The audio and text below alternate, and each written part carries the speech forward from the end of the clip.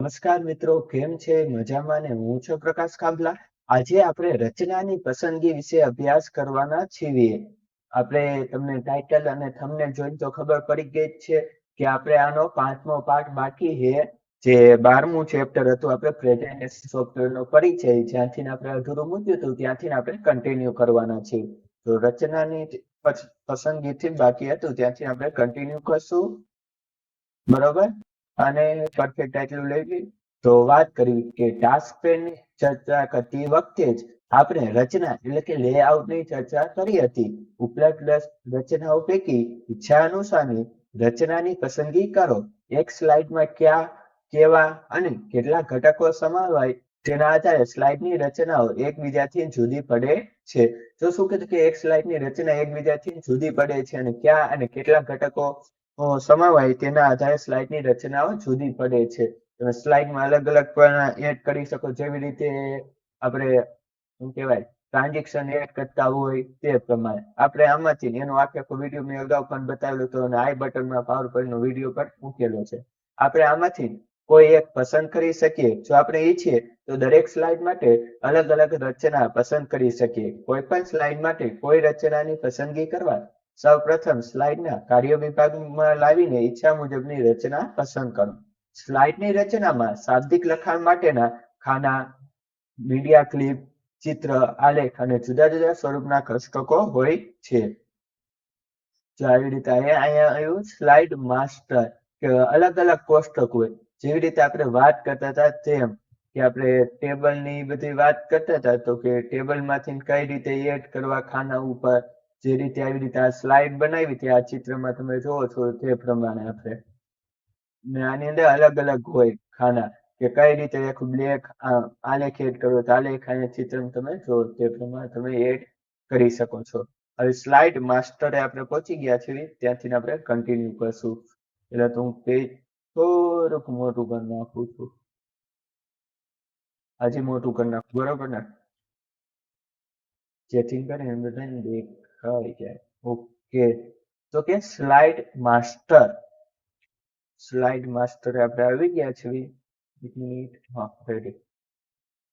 કે slide master એ એક નિયંત્રણ સ્લાઇડ એટલે કે કંટ્રોલર સ્લાઇડ છે, જે રાઇટરની પેજ સ્ટાઇલ જેવું જ છે.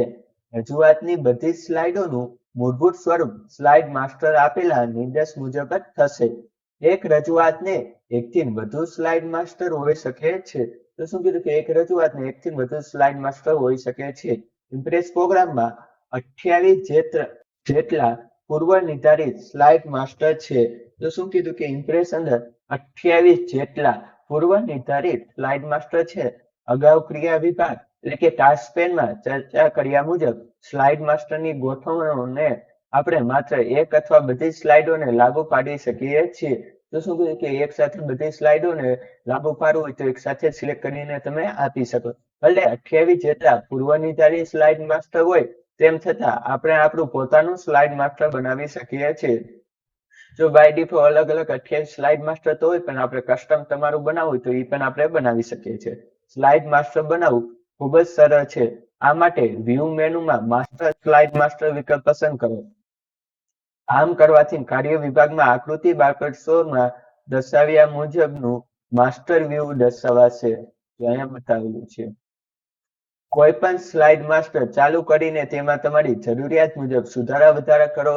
માસ્ટર વ્યૂ ટૂલમાં ન્યૂ માસ્ટર આઇકન પર પસંદ કરો. આ રીતે તૈયાર કરેલ સ્લાઇડ માસ્ટર સ્લાઇડ પેનમાં દર્શાવશે. સ્લાઇડમાં સુધારા વધારા કરવા માટે માસ્ટર વ્યૂ ટૂલબારને ક્લોઝ માસ્ટર પસંદ કરો.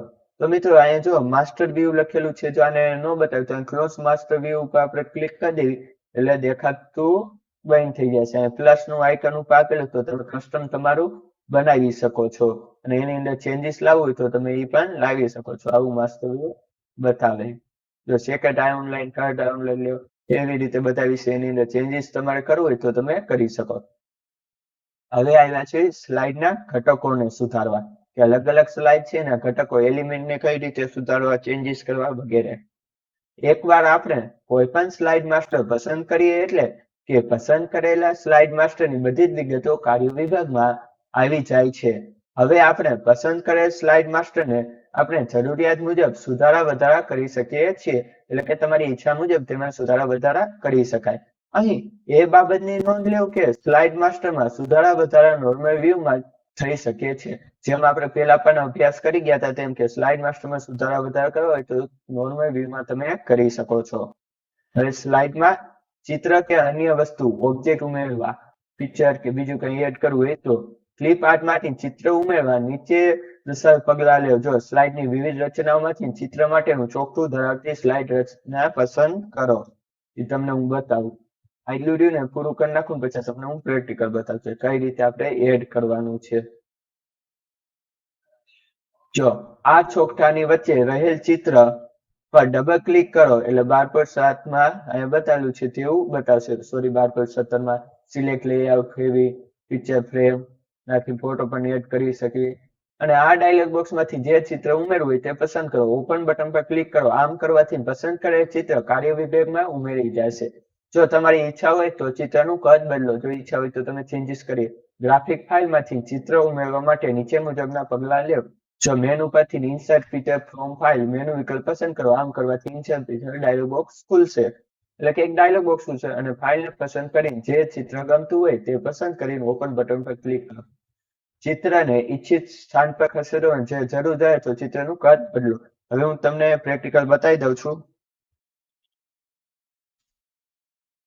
જો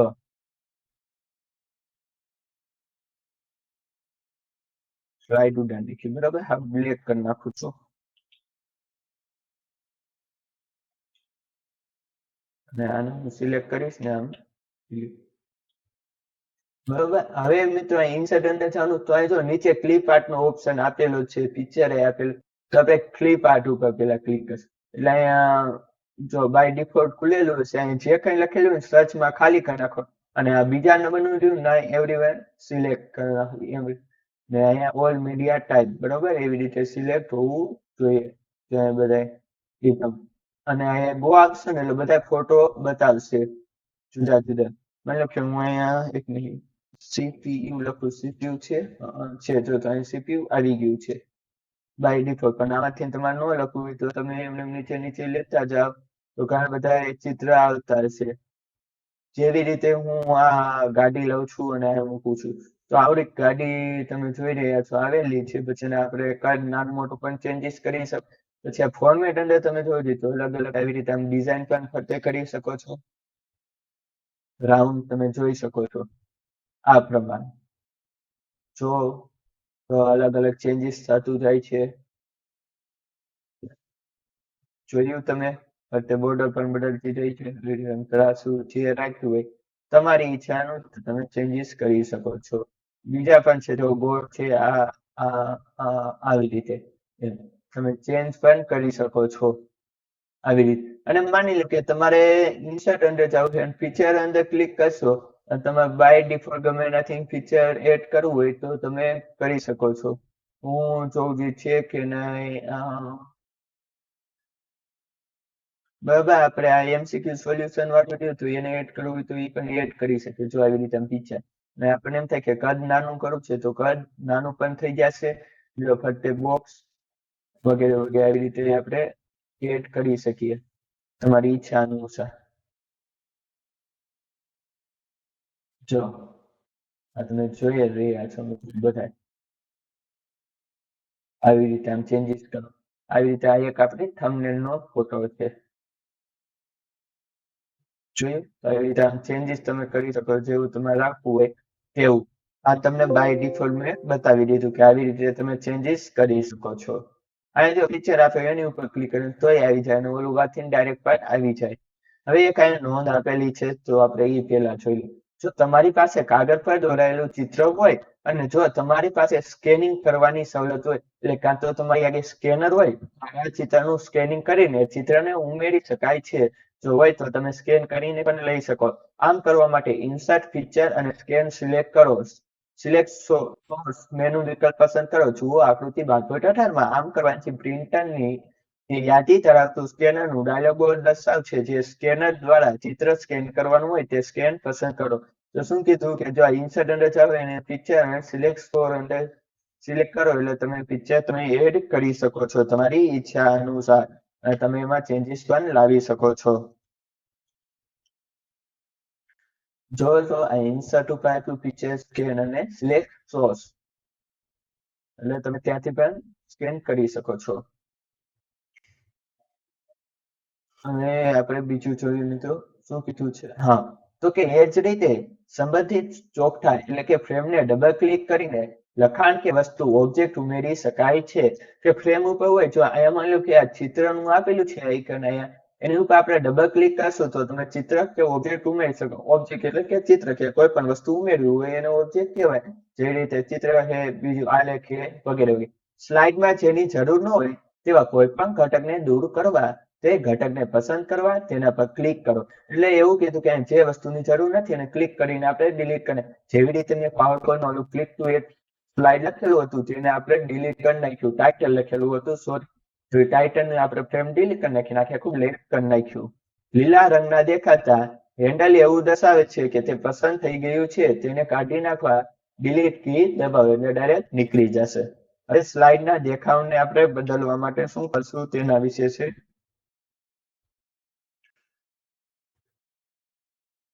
જો આપણે આપણી રજૂઆતમાં બધી સ્લાઇડોના જુદો જુદો દેખાવ ઈચ્છતા હોઈએ તો આપણે ક્રિયા વિભાગ એટલે ટાસ્ક પેનના માસ્ટર પેજ વિભાગમાં ઉપલબ્ધ પૂર્વ નિર્ધારિત સ્લાઇડ માસ્ટરની શ્રેણીમાંથી અન્ય સ્લાઇડ માસ્ટરની પસંદગી કરવી પડે અથવા પસંદ કરેલ સ્લાઇડ માસ્ટરને સુધારવું પડે. આપણે જો ઈચ્છીએ તો વધારાના સ્લાઇડ માસ્ટર તૈયાર કરીને સાચવી શકીએ અથવા તો અન્ય સ્ત્રોતમાંથી વધુ ઉમેરી શકીએ. જેવું કીધું કે ઈચ્છા મુજબ તમે સાચવી પણ શકો અથવા તો અન્ય સ્ત્રોત ઉમેરી શકો. સ્લાઇડ માસ્ટર કેવી રીતે બનાવવું ત્યાં આગળ તથ્ય દીધું છે. તો આપણે બતાવ્યું હતું કે કઈ રીતે બનાવવું. માસ્ટર પેજ હોય એની અંદર ક્લિક કરો એટલે ડાયરેક્ટ આવી જાય. બેકગ્રાઉન્ડ બદલવા માટે આપણે મેનુ વિકલ્પોનો ઉપયોગ કરી શકીએ. તો કઈ રીતે જાણવું તો ફોર્મેટ અને પેજ મેનુ વિકલ્પ પસંદ કરીને બેકગ્રાઉન્ડ ટેબ પર ક્લિક કરો એટલે બેકગ્રાઉન્ડ ઉપર ટિક કરશો એટલે અલગ અલગ કલર પણ આવશે. તમારી ઈચ્છા અનુસાર બેકગ્રાઉન્ડ પસંદ કરીને તેનો અમલ કરવા માટે ઓકે બટન ક્લિક કરો અથવા તો તમારે બાય ડિફોલ્ટ કોઈ ફોટો હોય એને પણ આપણે બેકગ્રાઉન્ડમાં રાખવો હોય તો તમે એ પણ રાખી શકો છો. હવે આમ કરવાથી એક ડાયલોગ બોક્સ ખુલશે જેમાં એક મહત્વનો પ્રશ્ન પૂછવામાં આવશે કે શું આ બેકગ્રાઉન્ડ રજૂઆતની બધી સ્લાઇડો પર અમલ કરવો કે કેમ. એમ પણ પૂછશે કે બધામાં અમલ કરવું છે કે આ એક જ સ્લાઇડમાં. જો આપણે યસ બટન પર ક્લિક કરશું તો ઇમ્પ્રેસ આપણે સ્લાઇડ માસ્ટરમાં સુધારો કરી દઈએ છે. એટલે કે બાય ડિફોલ્ટ બધામાં એ બેકગ્રાઉન્ડ આવી જશે. હવે સ્લાઇડ શો આવી ગયો છે એ આપણે નેક્સ્ટ ટાઈમ લેશું. અત્યારે બસ આટલું જ મિત્રો. તો જો મિત્રો વિડીયો પસંદ આવે તો લાઈક કરી દેવ અને જેને જરૂર હોય તે મિત્રોને શેર પણ કરી દેજો. ફરી મળશું નવો વિડીયોમાં. ત્યાં સુધી મને આપો રજા. વંદે માતરમ. જય હિન્દ જય ભારત.